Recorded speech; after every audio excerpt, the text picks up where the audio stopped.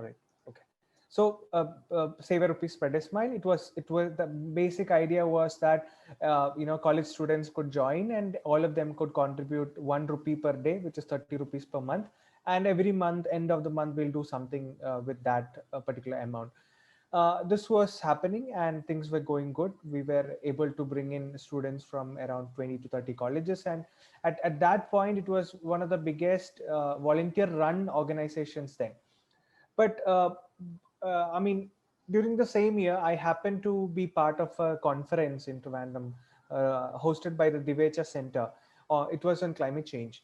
And while during the conference, they had introduced a lot of science and technical terms and so many numbers and all. I mean, at some point I was clueless, but towards the end, this one particular research scientist had asked us a question, which I want to ask you too. Do you know how much carbon emission is being emitted from 1 liter of petrol or diesel? Basically, I mean, we know that we hear about prices of petrol every day, right? Right now diesel is around 100 rupees per liter, and we keep hearing about this. We also are concerned about mileage, right? We do, I mean, if it's a scooter, you get around 30 to 40 kilometers per liter, and if it's a car, you get around 15 to 20, 22 per liter. All of these we keep on checking. Even when you purchase something, we are. But are you aware how much carbon dioxide emission is, comes out when you burn this 1 liter of petrol or diesel? You could put it in your message, maybe. You can take a random guess. Yeah, it's Uh, around 2 to 3 kilograms of carbon dioxide that's produced, right? All right. Thank you, Appu. Approximately. Yeah. Appu, is that right? Yes, yes. Yeah. Okay. So it's around one to 1.7 kilograms per liter of petrol or diesel, somewhat near what Appu had mentioned. It's not just carbon dioxide, but also various other gases, which are called the greenhouse gases, which is what is warming the planet. All of the dioxins and oxide, I mean, various of these greenhouse gases, coming towards atmosphere is what is making the planet warmer. Now, I'll talk about that in detail later. So, but this particular point has been one aspect in triggering my inner consciousness, and I was wondering what are we doing? I mean, I literally, like, imagine if we have what, around 50 to 25 participants here. Imagine we are consuming 30 liters of fuel every day, every month. Now that itself is a huge number when it comes out as poisonous gas. Now this sort of triggered, and that's when I sort of started a campaign where I lured my dad, got a cycle, put a flag on it saying "Go Green, Save Earth." Went from hostel to college in the cycle, and I mean, people thought it was crazy. Even I thought it was stupid to do that, but apparently it helped me a lot because my so I'm not boasting, but somehow 2 3 newspapers covered about this, which then helped me sort of convince my parents that I should probably would take this up as a career, because I mean, they were asking, you did psychology and now you want to do something else. But thankfully those news articles helped me convince them, because they were all elated and happy about this. So after that, the next around 10 11 years has been completely put into water based sustainability, training youngsters, then also reducing emissions, working on wetlands and so on. And especially some of the other triggers have been that I sort of realized that a lot of youngsters are not really aware of the issues that's happening around and how it's going to impact them in the next 10 to 20 years. A lot of us don't know about that, even though the figures are out there and it's very clear. And they also doesn't know that they're part of the problem, and we are the only solution too, as well. Some of my travels, especially I got to do an internship in Leh. So after my grads, I got to continue with doing a master's in climate change from Tata Institute of Social Sciences. If any one of you want to pursue a master's in the subject, couple of universities are offering it as study and tests. and also some other universities are coming up with master's program in environment science, climate science, and so on. So during that period too, at TIS, I got the opportunity to work in Leh Ladakh. It's a dream place for a lot of us to go, and I got a chance to intern with Ladakh Ecological Development Group. Now, as I reached there, the first day I reached there, I was I mean, thankfully I had a friend there, so directly I went to her house. And after traveling from Jammu to Leh, you had to take a share taxi. After reaching there, first thing I wanted to do was go to the washroom, and she guided to me to the washroom toilet, and it was a sort of mud hut sort of thing, and I had to climb a couple of stairs and go there. And I mean, I check around and there is no water, and I'm like, I'm sort of clueless, but but there is some urgency too, because and I mean, I did have other option, but just to use tissue paper. And also, after getting it done, you had to take the shovel and put a combination of mud, sand into the pit. It was a pit toilet. Now I came back and I was like, first time you didn't have other option, and I mean, this is how it works. I come out and ask my friend Etchen, oh, so you don't have water here? She said, no, we have not been having water for like long time. We just get very little water, around 10 to 20 liters per day. That's the maximum that we get, which our family used to drink or cook food. And I was surprised, of course, because that's the first time I'm experiencing something like that. And then she also explained that, beneath the toilet, for almost 6 months, they store all of this, and that's been converted into manure. And this manure is used for doing agriculture in the summer season. And it's very surprising, in Leh, the summer season is only for 4 months. It's not even like 8 months or so. And that too, summer is around, between 5 to 20 degrees, what summer looks like there. So those 4 months they use this manure, whatever was stored for like 5 6 months, they use as manure. And she also said that they only take bath once in a week or so. That too, they dip the towel in the bucket and sort of do a body rub, not a body wash, or a bath like we do. Like, compare us with them. I mean, we sometimes end up washing or bathing twice or thrice a day, and imagine of the amount of water we spend. Especially a lot of you are from Kerala, I guess. So in Kerala, we are like lavishly spending water, thinking that we have unlimited resource of water. Well, that's not true. We can discuss that later. But and the story didn't stop there. I was in Leh City for the first week, but my organization where I worked, we went out to. I mean, the organization worked with the rural outskirts in Ladakh. Now, whenever the tourists go there, you only see the city, or Pangong So Lake and some of the temples and monasteries, but we don't get to see the rural life. So the project I was working on had to do with uh, passive solar housing architecture. If you're an architect also, you might understand passive solar housing. So basically, in the rural west of Leh region, around 50 to 100 kilometers from Leh city, they don't have electricity, they don't have water, and it's very extremely cold. What they have is a single room where a family of 4 to 5 lives, and in this single room, it's around like 200 to 300 square feet. There's the maximum size of a room. And this is the room where they the kitchen is, where the dining is, where the bedroom is, everything is in one room. And the reason being that they have a chula in the center of the room, and this chula is what keeps the house warm throughout the day. And they end up using around 12,000 kilograms of twigs and firewood for keeping the house warm throughout the year. One family uses around 12,000 kilograms.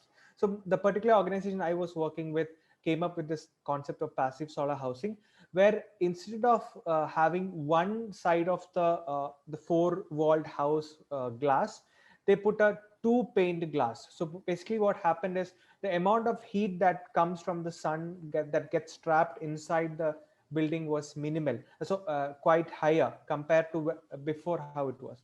So we were able to reduce by through this technology, we were able to reduce the amount of firewood that they had to use every year from 12,000 kilograms to down to 6,000 kilograms.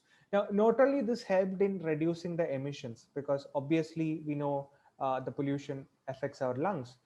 Not only that, but the women who goes to collect the firewood, they used to get extra time, right? Because or else they had to spend a whole day, like around 4 or 5 hours just collecting this.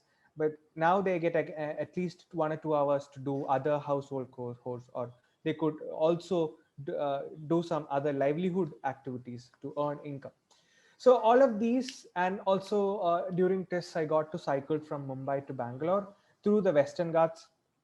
This also helped me, like I said, all the some of the facts and some of the travel I have done extensively in the rural communities in India has helped me decide that I should pursue and help support communities to sort of adapt to the sudden changes, as well help as well work on policy level changes which could then bring down the emissions. Yeah, I think that was quite One, long. Uh, no, no, not at all. Very insightful. You had mentioned very earlier in the answer that there are some things that we must know, right? Can you name at least three things that we must know about climate change with regard to our local? sure, Susanna. Basically, it's a way. I mean, a lot of you might hear about climate change. The world is warming, and the rains are getting furious, and all of that frequently. You keep listening. I mean, it from podcasts or news or videos or so. Now, I'll try to explain it in very simple terms. You and me, even when we are doing this video conference, are causing some negative impact on the planet, some negative impact. Just to give a simple example, around 27 of us are using lights, fans, or air conditioner in our rooms. Now, apart from that, we are connected to the Zoom server, which is consuming a lot of electricity, right? The same way, our laptops are consuming a lot of electricity too. Uh, Now, apart from that, even to produce a laptop or a phone that you're using, it might have ended up for the company to use at least 30 different minerals, and all of these minerals might have come from different parts of the world. For example, to make a phone, you at least have to extract minerals from seven different parts of the world, which then comes to most of our phones and laptops are made in China, or at least most of the parts. So it comes to China or any other country, and it gets melted where there is a lot of emissions, and that is being converted into some products or parts, and then laptop is assembled, which would then travel to some part in India, and then we might order it through Flipkart or Amazon, and then again it travels from that part to our house, and then we have been using it. Now, certainly, COVID has helped in reducing a lot of the other emissions like travel and so on. But still, whatever. So, what I wanted to convey was that every little process that we are involved in has some or the other impact on the environment. Now, negative impact on the environment, not a positive impact at all. Now, uh, to name three major issues that we have, one is certainly that of carbon emissions, that is, all of that emissions caused because of human interventions or anthropogenic interventions. Now, to be exact, I would say on an average, each one of us, being a middle class, let's say Indian, around middle class Indian emits around 8,000 kilograms of carbon dioxide annually per year. Right. So you and me might be emitting sometimes more, sometimes less. Now, I'll tell what is the share of these emissions looks like. Around 20 to 25% comes from electricity, because in India, a major chunk of the electricity is produced by burning fossil fuel, mainly coal. So the coal power plants generate electricity, and that is electricity that's powering your house and my house and everyone's. So around 20-25% comes from that. Now, if you want to do a calculation, you just have to check your number of units of current used in your KSCB bill, convert into multiply by 1. So in order to generate 1 unit of electricity, you need to the 1 kilogram of carbon dioxide is emitted, and other greenhouse gases, of course. Now, the same way, travel would vary from 20 to 40%. So based on how many kilometers on a per month or an year you travel by car or bike, or if you're traveling by scooter or bike, it's lesser compared to a car. If you're traveling by a shared car, it's even lesser. Like if 4 or 5 people go to the office through a car, then it's even lesser. If you travel by train and bus, it's even lesser. If you walk, then it's zero, and even when you cycle, it's zero. But when you fly, it's quite high. Like at least before COVID, there were a lot of frequent flyers. I mean, people used to take flights from Kochi to Trivandrum, which just in that I guess 300-kilometer stretch emits a huge chunk of carbon dioxide. So flights do emit a lot of carbon dioxide. Now, along with this, also your food pattern. If you are a non-vegetarian, you will be emitting more. If you consume dairy, you will be emitting more than a person who doesn't consume dairy, like milk and all of that products too. If you consume in meat also, if you consume chicken versus beef emits more. The red meat emits more carbon dioxide emissions. And if you are a person, if you're a vegetarian but depends on a lot on imported fruits, like you only have kiwi from New Zealand, or if you have only apples from Australia, then of course there is a lot of emissions that way too. Now all, and the way you cook, all of that matters. The number of products that you consume. So much more or less, it's around 8,000 kilograms of carbon dioxide per person annually. Now, in order to have a stable state, or go back to a sustainable manner, we need to reduce it to at least 5,000 kilograms per year. Actually, it's around 3,000, 4,000, but if we can do a 5,000, it's a good job. Now, again, to just add a point, what happened exactly is that in the past 80 to 100 years, that is past 80 to 100 years is what we developed a lot, right? The post from the pre-industrialization period, that is the current industrialization period, we have been producing a lot. Our lives became much faster, right? In 10 years we drastically changed, right? From the Nokia 3310 to advanced phones, and we are all able to fly and whatnot. So this 80 to 100 years we have emitted a lot of carbon emissions. Of course it has helped us, right? We have developed in a 100 times than how we were back then. So all of this development has helped, but it also put us in a state where within the last 80 years the emissions has led to an increase in 1.2 degrees Celsius of carbon dioxide, 1.2 degrees Celsius of temperature globally. The global average temperature increased by 1.2 degrees Celsius. And now this global average temperature increase has then led to a lot of increasing intensity of cyclones, increasing number of floods, variation in floods, variation in a lot of landslides that became common, heat waves that became common, and a lot of changes in the atmospheric pressure, atmosphere, and so on. Apart from that, the second thing I would say is also plastic consumption. Because every product that we buy or consume or has plastic in it, even the laptop, my headphones, everything, and we are heavily dependent on plastic. Certainly it has revolutionized our life. It has made things quite easier for us. But according to World Wildlife Fund, on an average, a person consumes a credit card size worth of plastic every week, not even a month, every week. Now, where does it come from? Whatever plastic we consume, a lot of it ends up in water bodies. And when it ends up in water bodies, they disintegrate, especially the small plastic like chocolates and masala packets, all of them. When they end up in water bodies, they disintegrate due to saline action. If it ends up in the sea and the sun acting on it, it disintegrates. Then we have learned in school phytoplanktons. Phytoplanktons grow on these plastic, and fishes eat the plastic. we consume the fishes, and eventually it reaches our gut.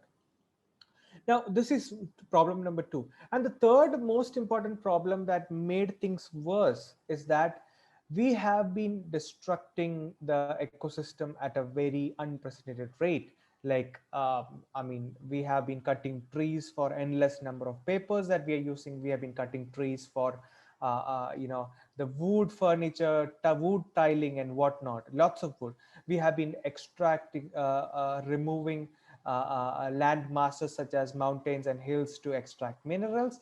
And most importantly, we have been converting a lot of ecologically important locations such as forests and wetlands, converting them into building purpose, recreation purpose, tourism and whatnot. So all of these have then led to the crisis that we are right now in. Yeah. Yeah, my head was just spinning from the way you were Okay. trying to tell us how how many carbons were emitted, because I was just thinking of the number of things I got delivered through Amazon during this lockdown alone, right? And it's a lot. So that brings us to my next question, Sanju. A lot of us here, we're relatively new to the concept of climate change. Like you mentioned, a lot of people do not know. And it can seem so daunting and very overwhelming when we think of the number of things that we do that release so many emissions into the atmosphere. So, how can we contribute? How can we jump about this train, right? Okay. Over to you. Yeah. Yeah, so we can sort of look into it. First we look into how personally each one of us can work, then probably of course we can get into how as a group we can work too.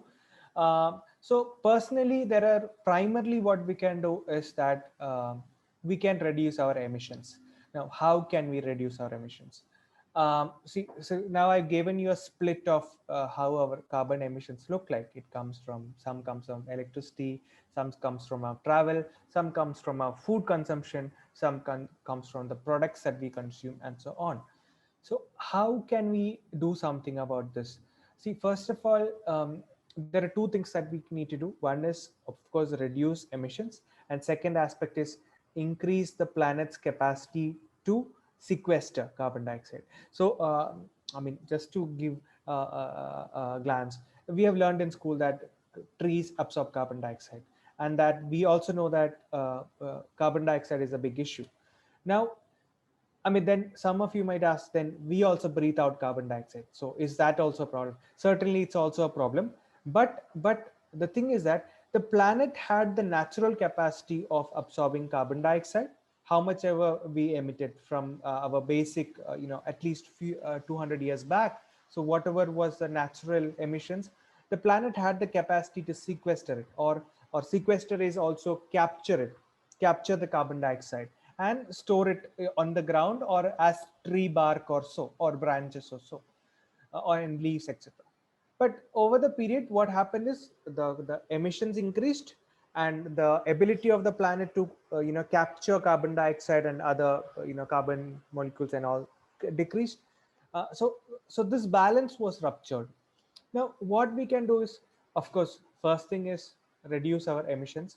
Usme what we can do is uh, increase energy efficiency. So many aspects to look. One, you need to identify how many units of current you use per month. If it's a house of 3 to 4, if you use only around 100 to 150, it's ideal, it's sustainable. But if you use around 200 to 300, it's not. So what you can do is, one, first thing is, if you have lights which are older ones, which are the CFL or the tungsten bulb or the older 40-watt tube, change them to LED as soon as possible, right?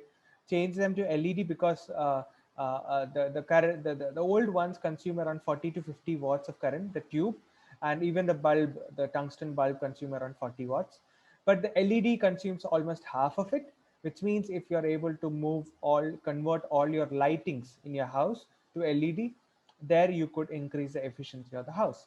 The second thing that you do is, the most common thing that you use in your house is fan, right? Now, almost every household in Kerala has a fan.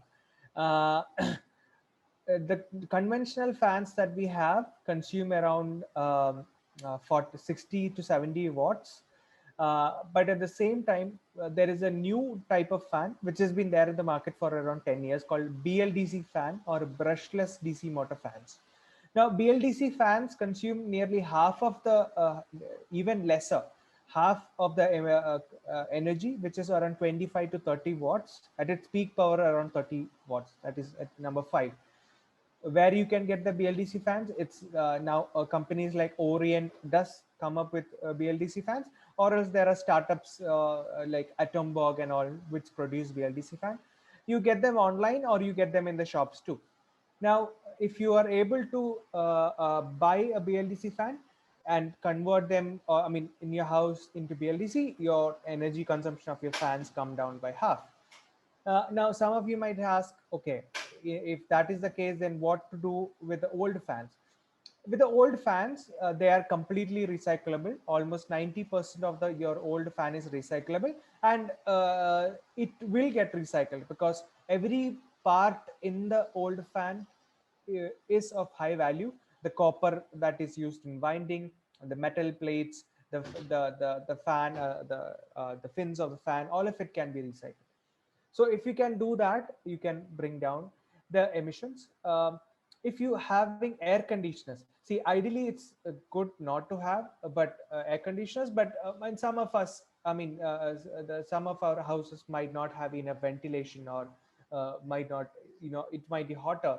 If so, then if you're using an air conditioner, make sure it is a 5-star rated air conditioner. So we have a rating system in India where energy efficient rating of the appliances are shown on the device. Mostly this is applicable for refrigerators and air conditioners. When you go to the store, you can opt for a 5-star rated air conditioner or a refrigerator, which can reduce your emissions drastically. Apart from that, uh, also make sure that you don't put the thermostat at 18 degree. A lot of us tend to put the thermostat at 18 degree and use the blanket to sleep. Instead, try to put it at 21 or 22 or 23 degrees, so that the air conditioner wouldn't end up working all the time. So because basically what air conditioner does is it takes out the heat from the room and throw it out, right? Now, if you're keeping it at 18, it keeps continuously works, which means it will consume a lot of energy. So apart from that, most important thing, if you are having an independent house, if you're not living in apartments or flats, you can install a solar system in your house. For example, a household of 3 to 4 would need 2 to 3 kilowatt of solar power plant. And if you're going to buy an electric car, you could charge it for free by having a 5 kilowatt electric solar power plant on your top. Now, a lot of you might not know about solar because people think it's very complicated, but it's not. To have a solar power plant of 2 to 3 kilowatt, it only costs around 1.8 lakh rupees. If you are able to spend 1.8 lakh rupees for a better future, and for your own self, because for 15 years you will get free electricity. Now, if you are able to spend that, your emissions will come down by around 20-25%. You'll not have to spend a penny for the next 10 years by paying the electricity bill, and lots more. Now, things have become easier because across India, government is giving subsidies as well. You can also opt for uh, uh, uh, you can also opt for the KCB subsidies. They have several schemes. Then another thing you can do is reduce amount of meat consumption. Primarily, it reduce red meat consumption. As well, you can reduce your dairy consumption if possible. For the children, it's not possible because that's the primary source of protein for them. See, again, it's not about it's see in Ladakh, people consume yak meat. You can't go and ask them to stop meat consumption. I mean, that's the only source of food that they have, or protein that they have. You can't go and ask the coastal communities to stop fish consumption. That's the only protein source that they have. But certainly a lot of us living in the cities can make the choice of moving from uh, meat based protein to plant based protein. So if you can, first of all, try to reduce, and best if you can completely avoid it. uh, So these are some of the simple steps that you can do, as a person to reduce your emissions. And second thing, as I mentioned, increase the capacity of the planet to capture carbon dioxide. If you have a land area of your own that you possess, which are wetlands or paddy fields, make sure it doesn't get transformed into any other construction. Protect them. If you're having any land area which is degraded area which you're not using, try to plant a maximum number of trees. For example, like me and my partner got wedded the last year in June 5th, Environment Day. After our wedding, we decided to plant 250 trees, and we built a Miyawaki forest. In just 5 cents of land, we plant around 200 trees, saplings. Now, per tree, one tree can capture almost 40 kilograms of carbon dioxide annually. Now, some time back, I mentioned on an average, you and me emit around 8,000 kilograms of carbon dioxide. So in order to sequester 8,000 kilograms of carbon dioxide, if a tree can absorb 40 kilograms of carbon dioxide, which means if you have around 200 trees which you have planted and you're nurturing it, it means up to an extent your emissions can be balanced. Doesn't mean that this is the best way. You need to reduce and as well help planet recover. And this year's Environment Day theme was also environment restoration was the main concept. Yeah.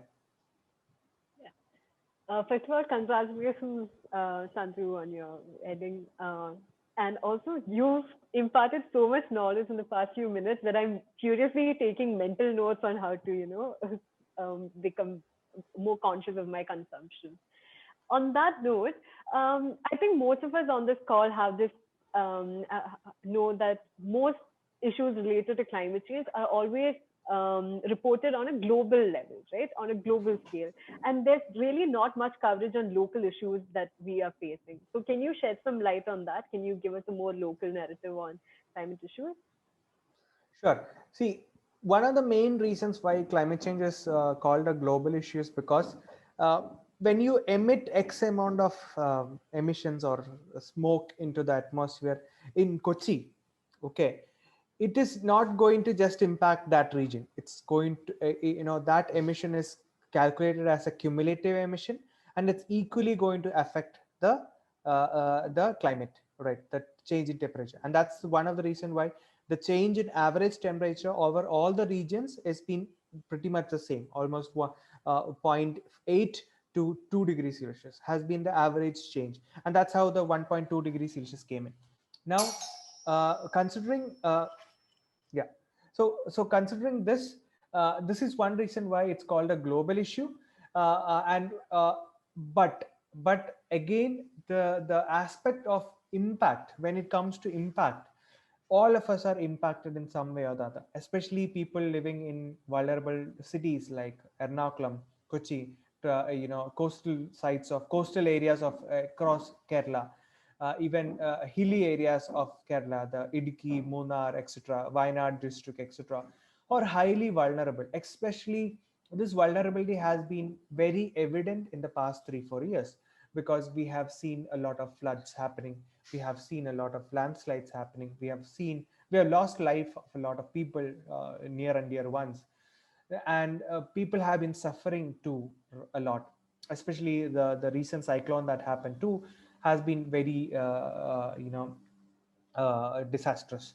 Now, in regard to local issues, uh, Kerala is a very vulnerable geography, not like a lot of other states, because on one side we have the coast, and then we have the midland, and the other side we have the highland, where all the Western Ghat regions are, which makes us highly vulnerable. We have around 44 rivers, going through across Kerala, which goes to ends up in the ocean, right, Arabian Sea. Now, this particular geography makes us highly vulnerable, and this also gives us the reason to protect the regions which are helping us cope through this. Just to give an example, uh, eh, is everyone from Kerala? Is there anyone else out from outside? I think most of us are from Okay, Kerala. okay. Like uh, when I talk to school children about Vembanad Lake, a lot of you might know, Alappuzhaiyilulla the lake Vembanad. It's the longest lake in India. കുട്ടികളോട് പറയുമ്പോൾ I would say ബക്കറ്റിന്റെ size കുറഞ്ഞു. What would happen when the size of a bucket comes down and you pour a lot of water into it? It would overflow. This is what happened in Vembanad Lake. Vembanad Lake is the only big bucket that we has to sort of store all the water before it reaches the ocean. Because we know that after Alleppey, the coastal region is there, and even the Cochin estuarine region, Kumbalangi, all of that region, Edavanakad, all of that region is the estuarine region. So all of the water ends up there and goes off the ocean. Now, what happened over the past couple of years in terms of geography in Kerala is, and ഒരു കാര്യം I would say that നമ്മളെല്ലാവരും when we built our houses or when our parents built our houses, വീടിന്റെ മുറ്റമൊക്കെ അങ്ങ് tile ചെയ്തു ഇല്ലേ? we put tiles in front of in all of our houses, right? Because it would look cool and awesome. But this has been a big problem too, because imagine what would happen when you pour water to a hard surface. It would run off at a very fast rate. We have tarred all the roads. Now what happens? All the tar roads also, water would run off at a very fast rate. But what happened before that? What happened before 20 or 30 years when when the tiles was not there, or when the roads were not really tarred extensively? Water would percolate ഇല്ലേ? മണ്ണിലേക്ക് വെള്ളം ഇറങ്ങിപ്പോകും. This is not happening now. What happens is all that water rushes at a very fast rate. And what happens when lots of water come together and it has so much of plain field to run towards the ocean? It would wash off at a very fast rate. അപ്പം you can see that പ്രളയോ അല്ലെങ്കിൽ വെള്ളപ്പൊക്കം വരുമ്പം പെട്ടെന്ന് within 2 or 3 hours it's flooded, right? One of the simple reasons has been that the amount of water percolating into the soil has come down. One thing. Second thing, the carrying capacity of our water bodies. Carrying capacity എന്ന് പറഞ്ഞാൽ ഞാൻ നേരത്തെ ബക്കറ്റിന്റെ കാര്യം പറഞ്ഞ പോലെ how much can a bucket hold? The carrying capacity of the bucket has come down. The amount of water it can hold has come down because of I mean, we have converted a lot of paddy fields, especially the whole region of Kochi. It's very interesting that the whole of Vaitila, Edappalli, ellam pand pokkali padangalayirunnu. All of these were paddy fields. Now, what did we do? We started building bridges and huge malls and huge buildings and huge structures. So all of these paddy fields, which acted as sponge, because they absorb a lot of water, right? എല്ലാ sponge പോലെ act ചെയ്യുന്ന എല്ലാ സ്ഥലങ്ങളും നമ്മൾ convert ചെയ്ത് we tarred, tiled huge structures ആക്കി. Now, which means more water would rush in. So a couple of reasons. One is the carrying capacity of these water bodies have come down. Then climate change karanam, the intensity of rain has increased. And apart from that also ഈ പറഞ്ഞ പോലെ run off rate കൂടി. വെള്ളം പെട്ടെന്നാണ് മുകളിൽ നിന്ന് മലകളിൽ നിന്നും കുന്നിൽ നിന്നും ഒക്കെ താഴെ എത്തുന്നത്, റൈറ്റ്? അപ്പം ഒബ്വിയസ്ലി ഈ റിവേഴ്സ് ഒഴുകി എത്തുന്ന end point is going to be flooded, right? Especially the Kuttanad region, the Alappuzha, Ernakulam, which is all wetlands, which is supposed to hold a lot of water, is not able to hold a lot of water. Thrissur also, there is so many of such regions which could hold a lot of water. Even in Alleppey and the borders of Kollam and Trivandrum also. All of these, a lot of these regions, especially where the new Lulu Mall is coming, and Akulam region, all of it were wetlands. Ellam converted, we have been creating structures. Now all of this together is what is causing a lot of the problems. And what are the local problems in ചോദിച്ചു കഴിഞ്ഞാൽ, one is saline intrusion, saline water intrusion. അപ്പം ഒന്ന് ഇവിടുന്ന് വെള്ളം push ചെയ്ത് പോകുന്ന rate കൂടുന്നുണ്ട്. Apart from that also okay, കൂടുതൽ ഞാൻ കോംപ്ലിക്കേറ്റഡ് ആക്കുമെന്ന് പറയുന്നത്, but still. So basically, the global temperature is increasing, and namalakka kekkunnundu Arctic and Antarctic is melting. So what happens when ice melts? There is more water being poured into the ocean. So there is also sea level rise. Appam coastal there is sea level rise, and then there is push from this side and that side too. So there is more water coming from the ocean, more water coming from the land also. Now this is making the coastal areas highly vulnerable. So yeah, so the local issues include one, Anshul, do you mind muting it because I could hear my echo?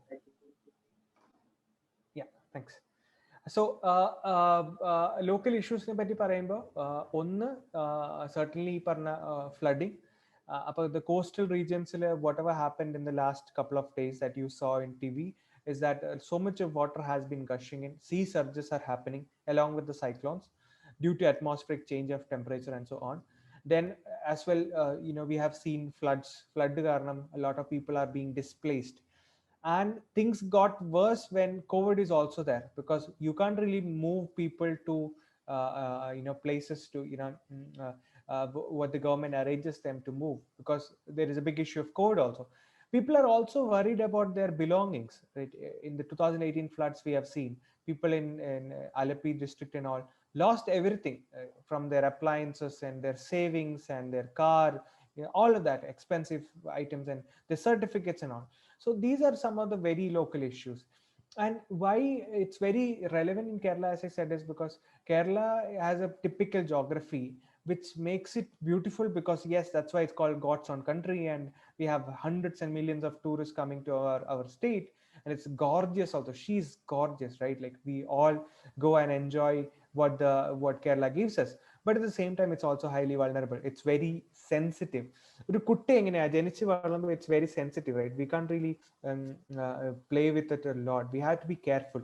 അതേപോലെ Kerala is very, very sensitive, and we have to be very, very careful on every next step that we take. Every next step that we take. ഇതുവരെ എടുത്തത് reverse ചെയ്യുക is important. Whatever policies and the changes in landscape, our own personal emissions and consumption, we have to change. All of us, each one of us have to change. See, again, like a conventional, a lot of core environmentalists, they would say we have to stop.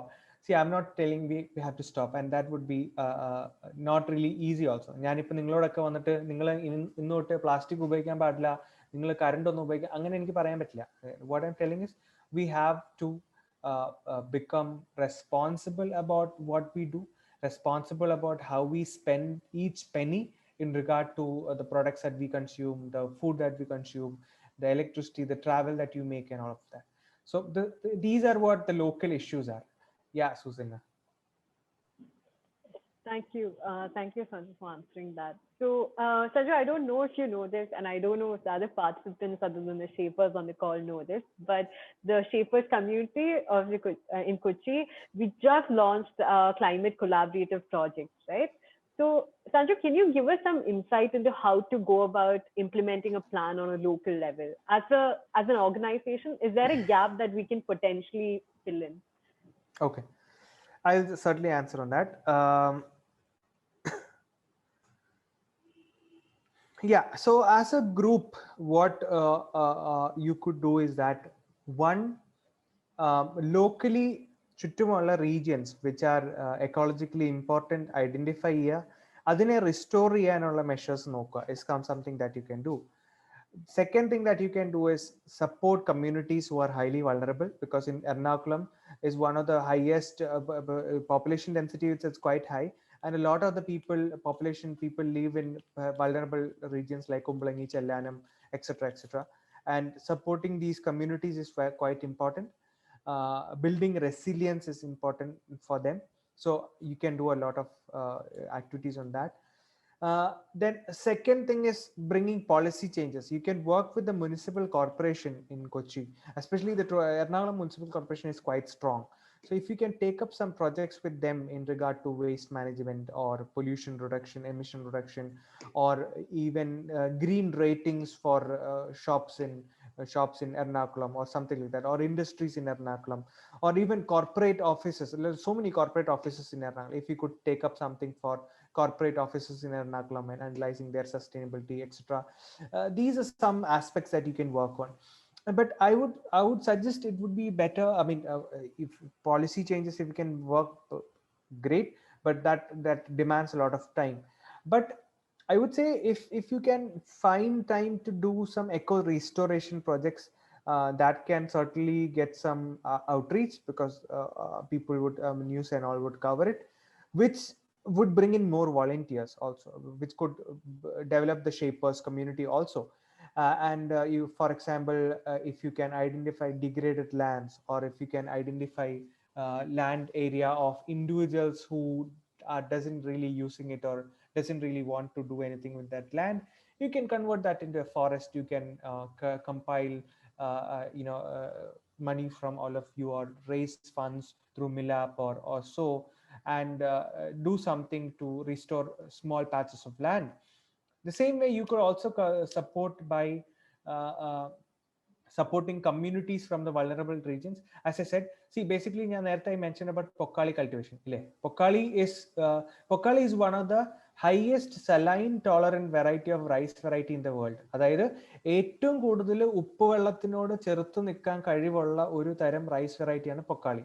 Now, as I said, Vaitla, Edappalli, all of these were Pokali lands, and um, not so great, but as of now we only have around 3,000 to 4,000 hectares of Pokali cultivation left.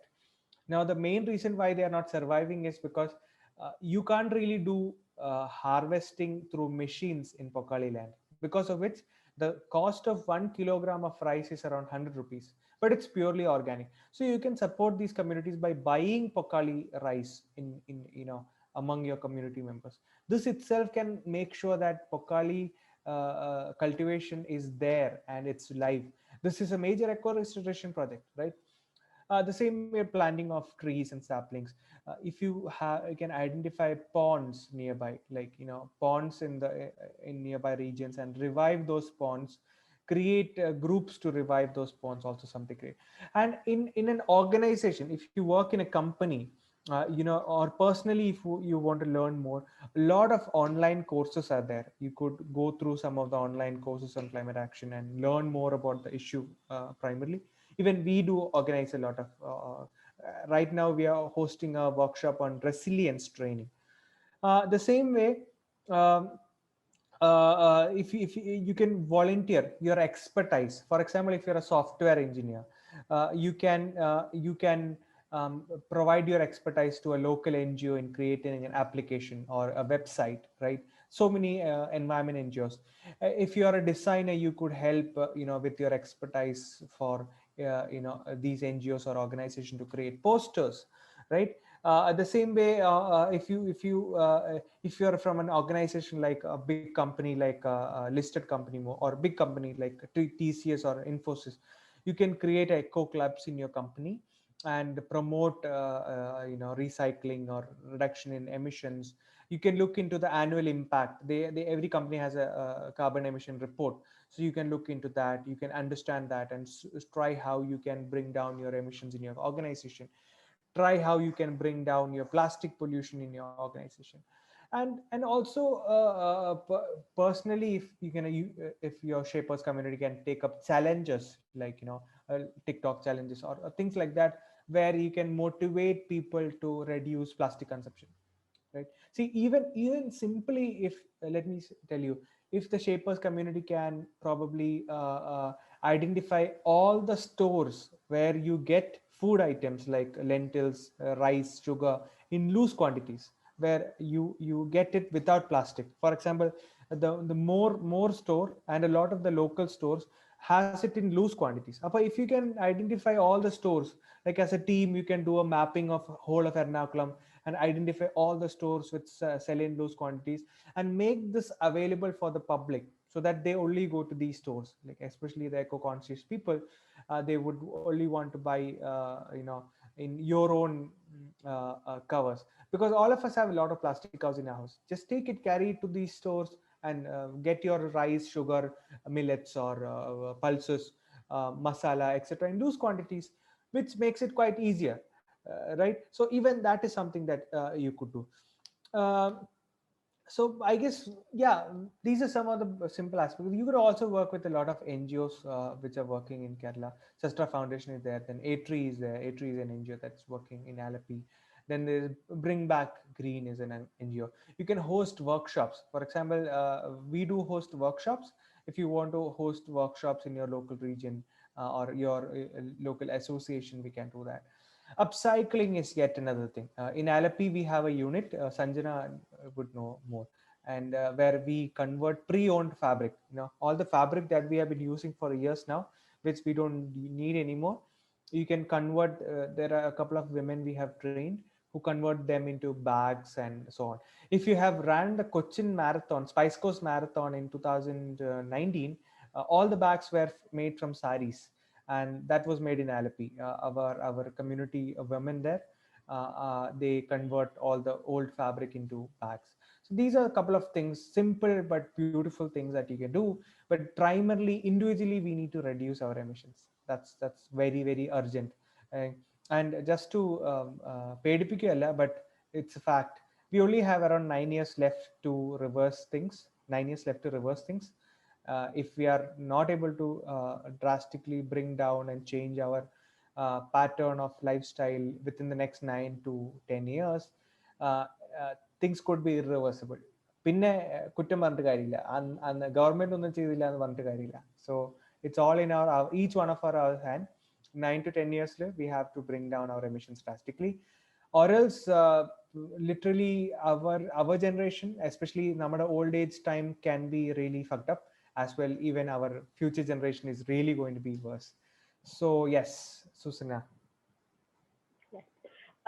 You sort of covered this question that I had in mind for you, which was most of us on this call, and even in the Shapers community, we work full-time corporate jobs, right? So how do we integrate climate action into our workplaces and careers? Because this is there, but we have to care about the planet, and yeah. So how does one go about that? Yeah, so one thing that is there is what you can do is certainly, as I mentioned, company if you can create a group and start to work on this, that is something great. The same way, as I mentioned before, if you can uh, uh, volunteer to provide your expertise for such activities, if it's software you can build, or a website that you can help, or if it's a design that you can do, or if it's a construction based thing, or if you can get saplings if you're part of the government departments, or so anything can be helpful. So that's on the professional side. Even talking to your boss about this, and helping creating a plan for the company to become sustainable. All these are not rocket science. It's very simple steps, and I am always happy to help you in that regard. If you want to make your company sustainable, your house sustainable, do shoot a mail, and I can certainly respond. The same way, one of the other aspect can be that as a community you could help in solarizing government schools. You can help in planting saplings and so on. Or we are now creating a community called the Genre community tribe, Genre tribe. Generation Re, it is called Generation Recycle, Reduce, Reuse, and Rethink, where you could contribute a particular amount every month, and we will make sure that that amount is being used for sequestration, that is planting trees, or supporting or a corpus is being created, which we are going to use for all India level pay. We are going to use it for whenever disaster strikes, we will use that amount to support communities. So this is on and happening, and we are already building a small tribe where people can contribute, because a lot of us doesn't have time, but we might have that small amount that we can keep aside. If that is there every month, if you can keep aside even 50 rupees or 100 or 500 or 1000, that can be then converted into large scale emission reduction or plantation or sequestration activities and so on. So that's one aspect that you can work on. Then certainly personal level pay, whatever I mentioned in the past few minutes about plastic consumption reduction and so on. This is pretty much, yeah, that comes into my mind.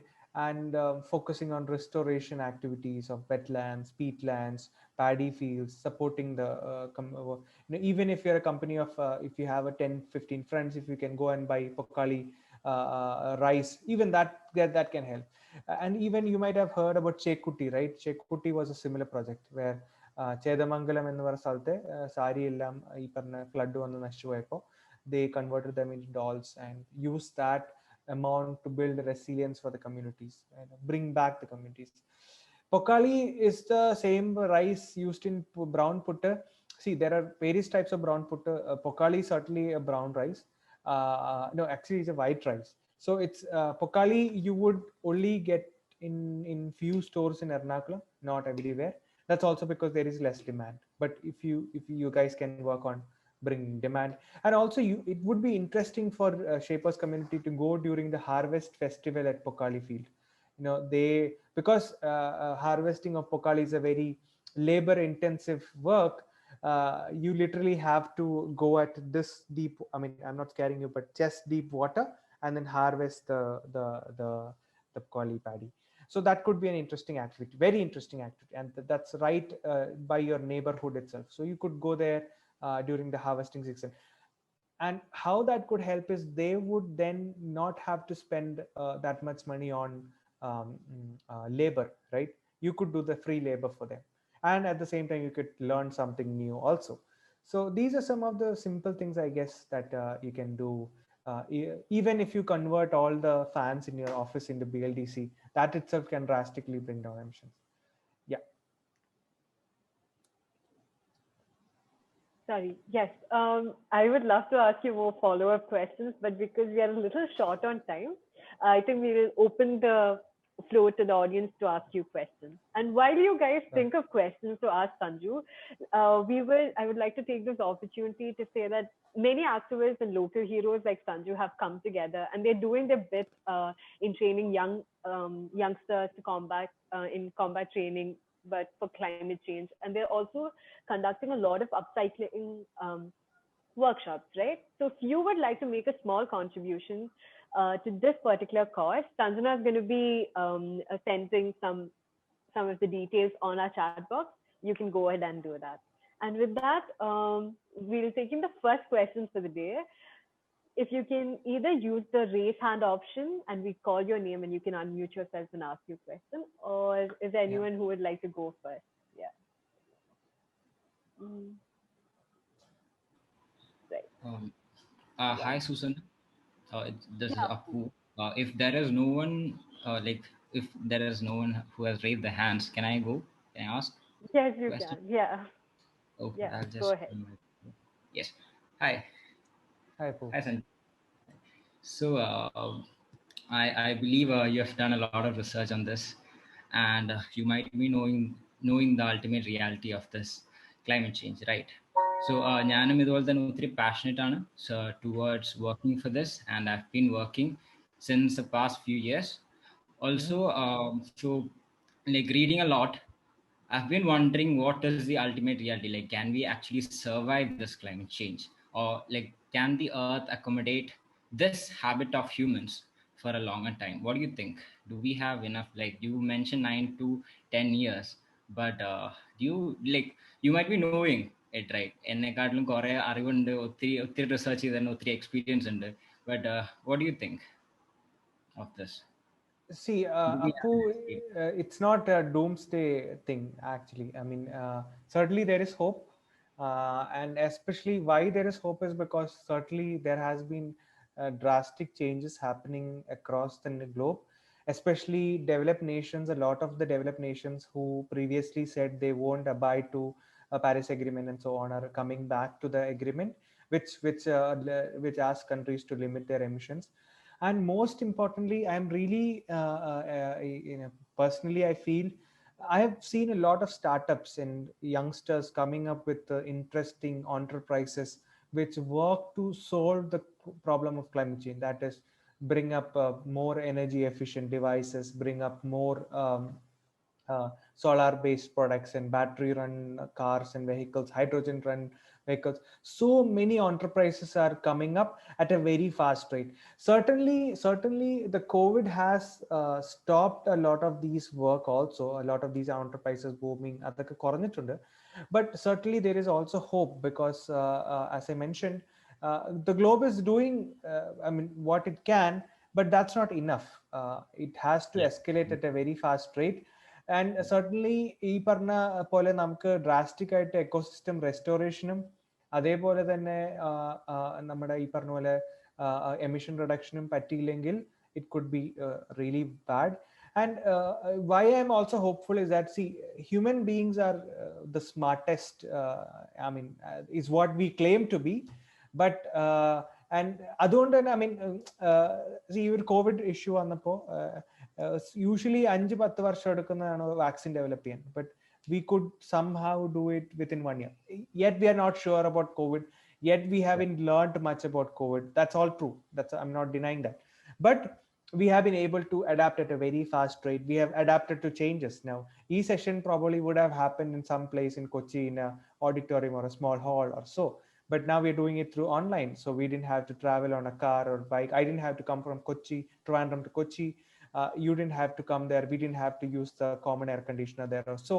And this is happening online with almost 2% of the emissions that would have been if it would have been in an auditorium or so. So things are quite hopeful. We have learned a lot during COVID. A lot of companies learned how they can work without traveling a lot, without emitting a lot. Appu, let's be hopeful because yeah.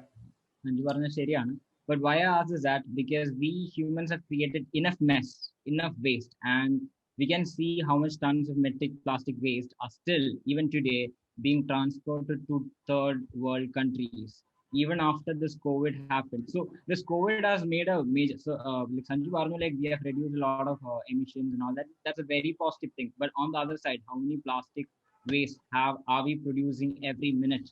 So അങ്ങനെ reality കൂടെ നോക്കണം. കാരണം because we don't have enough awareness, first of all, because all of the people once they use the mask, they just throw it out. No, like എവിടെയാ നോക്കത്തില്ല, they like water, the road, the side, anywhere അവർ proper ആയിട്ട് dispose ചെയ്യാൻ തന്നെ വലിയൊരു problem ആണ്. So that is one thing that we are going to face because um, if you know the mask is having the thread below, so that can get entangled to ocean creatures, so that is very dangerous. So നമ്മളിവിടെ കേരളത്തിൽ ഇരുന്ന സാധനം ചിലപ്പോൾ അന്റാർട്ടിക്കയിൽ ഒരു സീലിന്റെ കഴുത്തിലായിരിക്കും ചിലപ്പോൾ ഒന്ന് കുടുങ്ങി കിടക്കും. സോ അങ്ങനെ പല അല്ലെങ്കിൽ വല്ല അമ്മയുടെ കാലിലോ കഴുത്തിലായിരിക്കും കുടുങ്ങി ലാസ്റ്റ് മരിക്കും. സോ അങ്ങനെ ഒരു മേജർ ഒരു problem ഉണ്ടായിക്കൊണ്ടിരിക്കുകയാണ് then the PP kit. So plastic waste generate ചെയ്യുന്ന, and also one more very important thing that ഇപ്പൊ നമ്മൾ കൊച്ചി അല്ലെങ്കിൽ ലൈക്ക് നമ്മുടെ ഇന്ത്യക്കാർ തന്നെ how like ഇപ്പൊ ഇവിടെ ഇരിക്കുന്ന 28 പേര് അല്ലെങ്കിൽ 24 പേര്, how many of you have ordered food from Swiggy and Zomato during this lockdown? എത്ര പേര് ചെയ്തിട്ടുണ്ടാവും? And just imagine the amount of plastic waste you just introduced to your household just because you were lazy to cook food or just because you didn't want to നമുക്ക് പോയി പുറത്ത് പോയി കഴിക്കാൻ പറ്റത്തില്ല. That's a very major thing.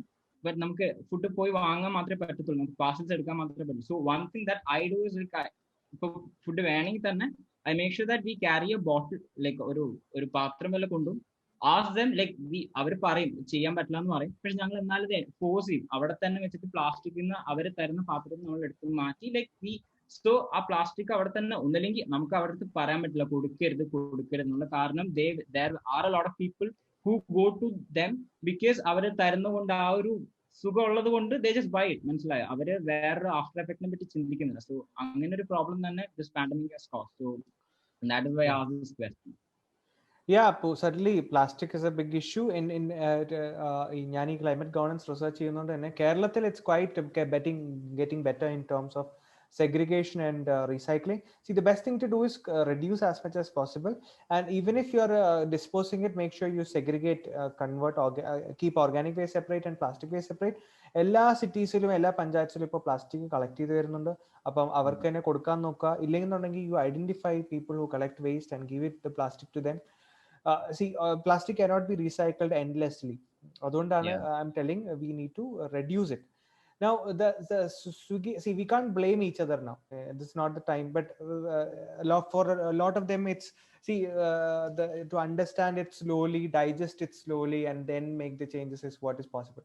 So ee class eduthu, പക്ഷേ we might all go back to the same condition how it was, but some of us might actually think and might make plan changes. So what I suggest is, even ഞാൻ എല്ലാ sessions എടുക്കുമ്പോഴും what I suggest is, see, whatever you've learned, or if you have any questions you can always shoot, or you can learn from Google, but the main point is to act smart, make a plan and change progressively, slowly, make the change very slowly.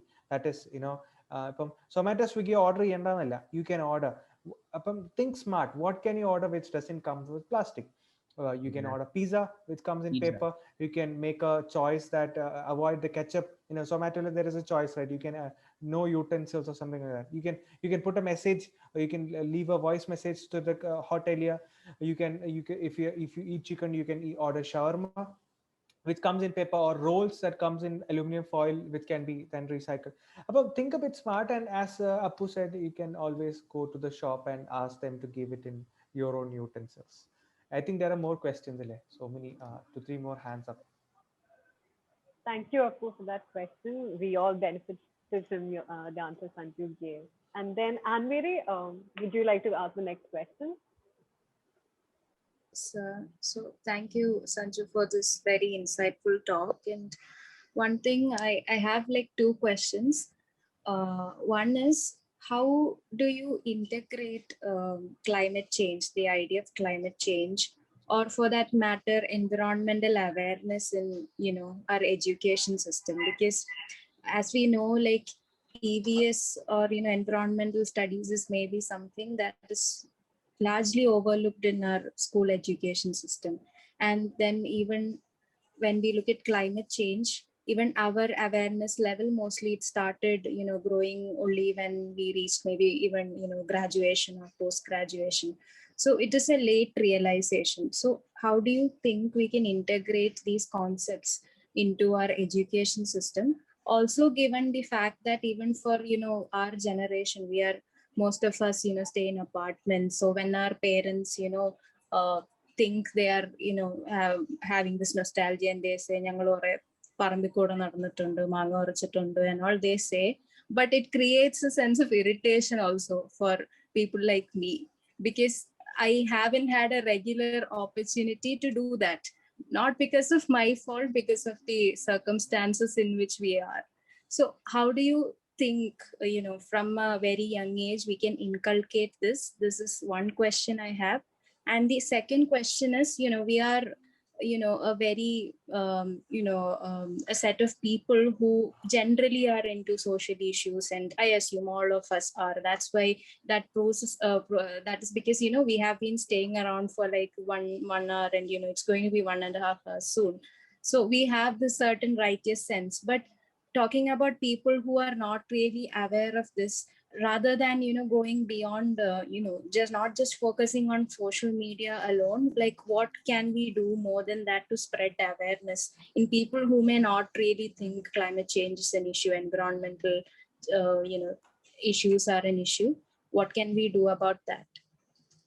Okay, so too big a question, and I'll try to shorten it. But see, first of all, in order to convince people around, one of the main aspects I have found is that to be the change yourself, you show that you're changing, and make it cool.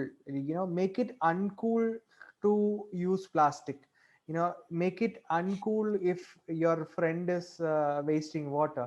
Make it uncool if your friend doesn't have LED bulbs or tubes in a house. So it's basically again psychology, right? ഇപ്പം ഞാൻ എൻ്റെ ഫ്രണ്ടിൽ എൻ്റെ വീട്ടിൽ പോയിട്ട് plastic കണ്ടിട്ട്, എടാ ഇത് എത്ര പ്ലാസ്റ്റിക് ആയത്, നീ ഇങ്ങനെയാണോ ജീവിക്കുന്നത്, ഐ മീൻ എന്ന് ചോദിക്കുമ്പോൾ probably he or she my think. Instead if we go and tell them, dude you shouldn't be using plastic, it's so bad for the health and environment, I mean പോടാ പറ്റി പറയും അല്ലേ? So I mean, it's better to sort of get into their psyche and tell them, so dude, it's so uncool to do this, man. Tell them how. Also, something else that helped me to convince people is the facts.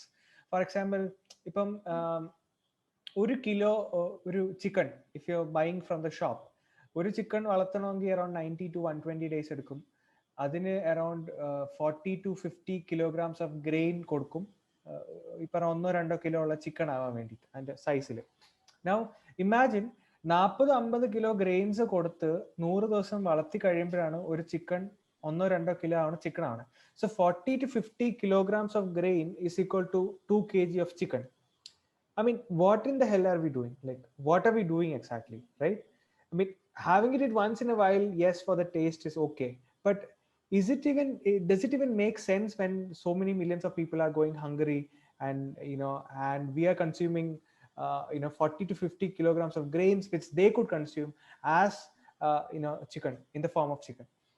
The same way, red meat is one of the biggest emitter of methane.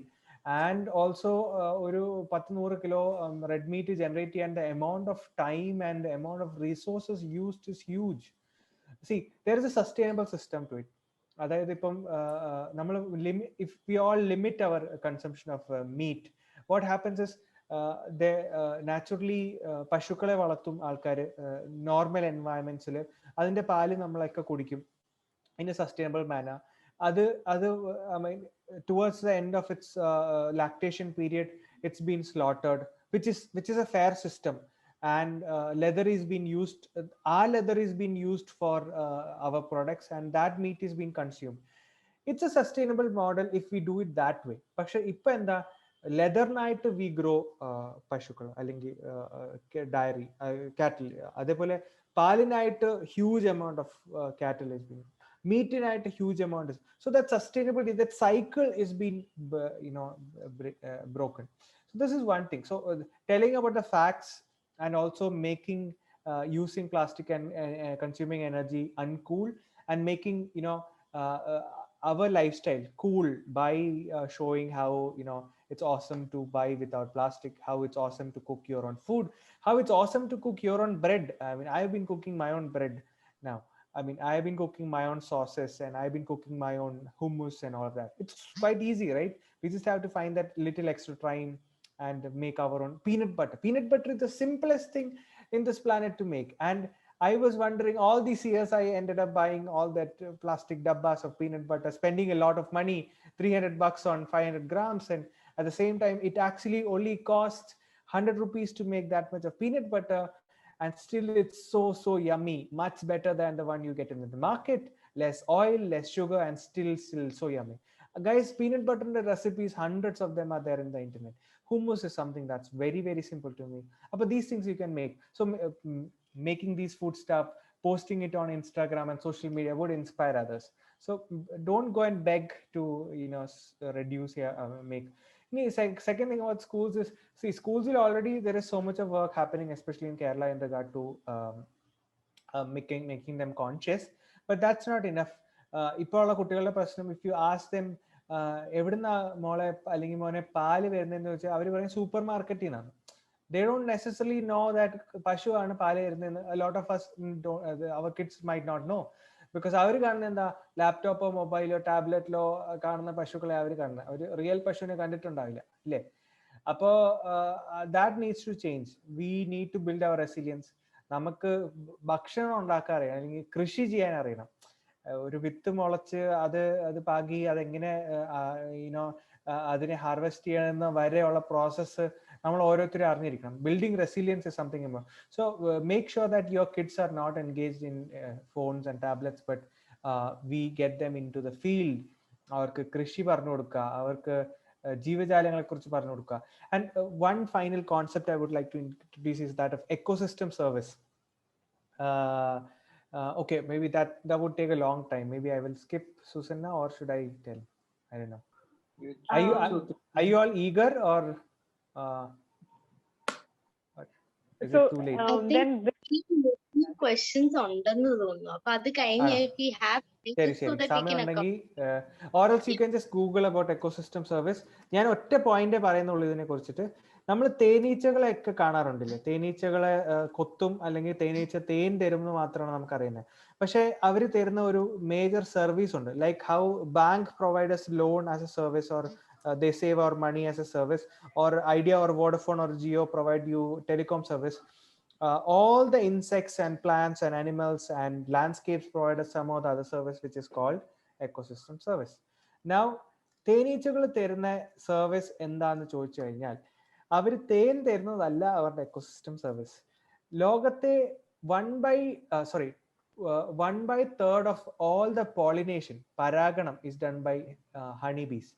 If honeybees are not there, we wouldn't get foods on our plate, simply because pollination wouldn't happen. And a US research institute has identified the value of honeybees pollination at a scale of $3 trillion, or 3 lakh crore dollars. So we will have to end up spending $3 trillion in order to do what honeybees does for us for free. That is, we have to develop machines, or we have to do it manually. We have to do the pollination manually. So imagine each and every little thing around us provide us some service, and you can search ecosystem service. It's a very brilliant concept. It's a good concept to learn as well. Tell your peers also. Yeah, next question. Right. Matthew Tom, would you like to unmute yourself and go? Yeah, sure, but there were two people before me. If they don't mind me taking Oh, this shaper. So Asif. because you're on outside. Yeah. all right. Thank you. Yeah. Yeah. So, hi everyone. Hi Sanju. So, my question is about the Kerala floods. I just want to know the reality because there were studies saying it was because of the temperature variability due to aerosols. And recently, there were studies saying it was poor management, which was, of course, used as a great political weapon because it was the elections. And people tend to, have this understanding that, okay, climate change was not real, it was just the government's issue. And well, I'm learning climate science, but all these conflicting ideas put me in like sheer confusion. So, what exactly is the reality? And the second question would be, I think all of us would like to know. I mean, know the answer. It's much anticipated that will there be any more floods? Yeah, that's it. Will there be any more? Floods. Floods. Okay. Matthew, thanks. See, both are connected question. I'll give you a connected answer also. The floods that happened in 2018 and 2019, and even recently during the after the cyclone offset of the cyclone, there was some flooding in some parts of the region. Now, all of this happened, especially the 2018 floods happened because of combination of reasons. It's not just one reason. Okay. Now, there is some aspect of climate change where the increase in temperature has led to changes in atmosphere, and which led to that sudden fall, I mean continuous fall of rain, that is within 2 or 3 hours itself you got a lot of water gushing into the land. Now, this was certainly one reason. That was one aspect of the geographical aspect of climate change, and how how the temperature changes has caused, and how that has then impacted the sudden rain that happened. And that too for an extended period, for around 4 to 5 hours, there were heavy rains. Now, apart from that, it was also poor planning. We were not prepared for such a flood. We were never anticipating something like this. Because the government thought that it happened 100 years back. Now how is going to happen it now? There were no enough research or studies that said what is going to be the impact of such a heavy rain. Thirdly, of course, it was the bucket in the size corner, webinar size corner, the higher runoff rate of water because of all the plain fields and all that. The runoff was higher, and the poor planning of dams also was a reason. I mean, it also contributed to some extent. So it was certainly a combination of reasons, but I would say all of this was anthropogenic. None of the factors was that is human made, or none of the factors, whatever I mentioned as the reasons, is never naturally occurred. Of course, a climate change in this aspect it occurred also because there is an increase in temperature, and the variability has led to sudden heavy rains. Now, in regard to anticipated answer of whether flood will, see, I can't predict whether floods will come or not, but certainly since next couple of years, every year we'll face some of the other disasters. That is for sure, because our geography and landscape has changed drastically, and the number of disasters has only increased for the past 10 years. The past 10 years, the number of disasters, that is floods, heat waves, landslides, cyclones that happen in India increased drastically, not even by a small point, drastically. So certainly we can, expect floods in the upcoming years. In fact, we have to be prepared, and the most importantly, we have to be ready to adapt to the changes. We can't say flood varthilla. Even the IMD is not able to calculate accurately whether nala flood undavillo. Even now, after all these years, the data accuracy illa. That's also because a predictability is gone. The pandate pole, we are not able to exactly predict nale rains heavy ആയിരിക്കോ അല്ലയോ, except for cyclones. Cyclone trajectory and the intensity ഒക്കെ നമുക്ക് predict ചെയ്യാം. പക്ഷേ ഈ മഴ വരുന്നതിന്റെ ഒന്നും നമുക്കിപ്പോൾ പണ്ടത്തെ പോലെ ഐ മീൻ പണ്ട് ഒരു predictability ആണ്. ഇപ്പം it's not necessarily predictable. So all of these factors together is what has caused the floods, and we don't know if how things are. But certainly be prepared. All of us are going to see even more serious issues in the future, and the only way that we can mitigate especially floods is that see coastal issues in the it's an altogether different league. അത് നമുക്ക് കൈവിട്ട് പോയ അവസ്ഥയാണ്. Floods ഒരു പരിധി വരെ നമുക്ക് intensity കുറയ്ക്കാൻ പറ്റും by restoring ecosystem, managing better, managing even ഈ വെറ്റ്ലാൻഡ്സ് റിസ്റ്റോർ ചെയ്യുക. വെറ്റ്ലാൻഡ്സ് എക്കോസിസ്റ്റം സർവീസ് പ്രൊവൈഡ് ചെയ്യുന്നതാണ് സ്പോഞ്ച് പോലെ ആക്ട് ചെയ്യുക എന്നുള്ളത്. അവർ ഒരുപാട് വെള്ളം വലിച്ചെടുക്കും. അതിപ്പോ ഇല്ല, ഇപ്പൊ എല്ലാ പാടങ്ങളും ഒക്കെ നശിപ്പിച്ചു. So restoring that, all of these can together reduce the impact of the floods. Yeah, Matthew, and all the best. I mean, you're learning, Matthew and Appu and all, you're learning a lot, which is really great to hear. Yeah, Thank you for that answer. So because of the, thank you, Matthew. And because of the time constraint, 3 shapers had put forward questions. Sanju, if it's okay with you, I'll mail the questions to you and you can answer them to the best you can. Does that sound yes, okay? yes, sure. Yeah, you can certainly mail me the questions and I can respond to that. No issues at all. All right. So with that, let's end the session. We come to the end of the session. And thank you, Sanju. I think words fail to describe how grateful we are for the amount of knowledge that we gained within 1.5 hours, right? Thank you so much, Sanju, again for joining in. And thank you everyone for joining in, for tuning into this session, which is just the first edition of Chat Over Change. So watch the Global Shapers Instagram page for more exciting updates. And if that's all,